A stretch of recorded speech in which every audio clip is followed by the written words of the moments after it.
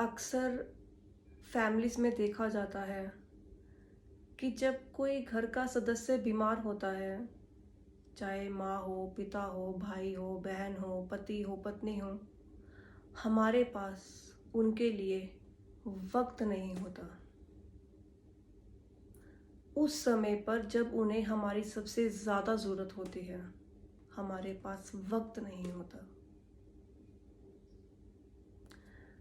पत्नी बोलती है या माँ बोलती है या पिता बोलता है कि बेटा मुझे डॉक्टर के पास ले जाओ। ना बेटे के पास वक्त होता है, ना बेटी के पास वक्त होता है, ना पति के पास वक्त होता है, ना पत्नी के पास वक्त होता है। हर कोई अपनी मीटिंग्स में, अपनी पढ़ाई में इस तरह से बिजी हो गए हैं कि किसी के पास किसी के लिए वक्त नहीं है। और जब हमारे पास उनके लिए वक्त नहीं होता ना, हम उन्हें इग्नोर करते हैं। और सिर्फ उन्हें और उनकी बीमारी को इग्नोर नहीं करते, हम उनके ज़िंदगी के बचे हुए पलों को इग्नोर करते हैं। और उसी से जुड़ा हुआ कुछ पंक्तियाँ मैंने लिखी हैं, अपने पोएम के ज़रिए मैं आप सबके सामने पेश करना चाहती हूँ, और जिसका शीर्षक है वक्त। आशा है आप सबको पसंद आएगी।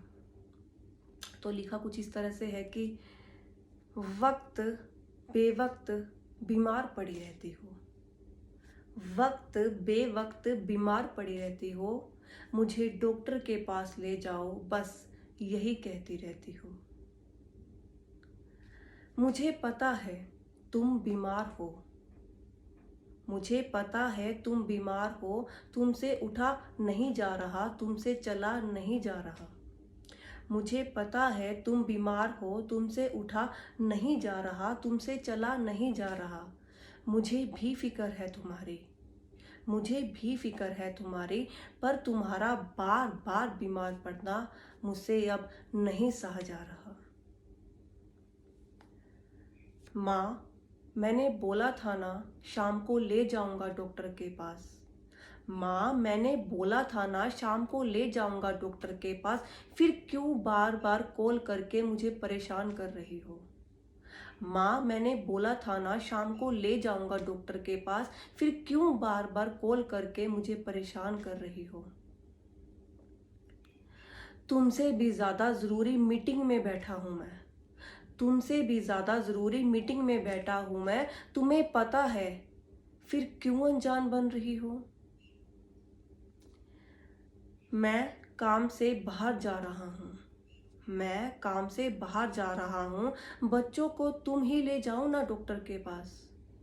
मैं काम से बाहर जा रहा हूँ, बच्चों को तुम ही ले जाओ ना डॉक्टर के पास।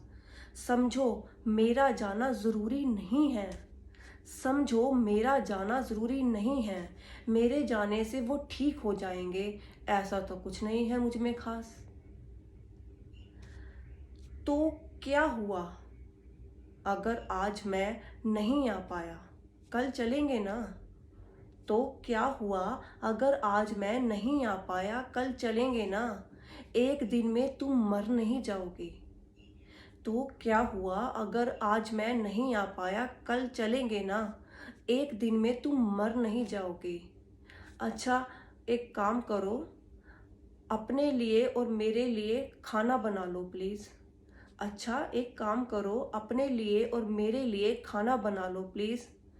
बिना कुछ खाए तुम कैसे संभल पाओगी। अक्सर देखा जाता है फैमिलीज़ में ये चीज़ भी, जब बच्चे बाहर से घर आते हैं और उन्हें पता होता है कि माँ या पिता बीमार है और हमें उनको डॉक्टर के पास लेके जाना है, लेकिन हम क्या करते हैं, माँ भूख लग रही है, यार भूख लग रही है, पहले खाना खा लेता हूँ फिर ले जाऊँगा, चाहे उनकी कितनी भी तबीयत खराब हो। अक्सर ऐसा होता है। तो उसी से जुड़ी मैंने ये पंक्तियाँ लिखी थी। आगे लिखा है कि एक काम करो, कुछ दिन के लिए तुम घर चली जाओ। एक काम करो, कुछ दिन के लिए तुम घर चली जाओ, वहाँ अच्छे से देखभाल हो जाएगी तुम्हारी। एक काम करो, कुछ दिन के लिए घर चली जाओ, वहाँ अच्छे से देखभाल हो जाएगी तुम्हारी, वरना तुम्हारे और तुम्हारी बीमारी के चक्कर में कमाई पीछे रह जाएगी हमारी।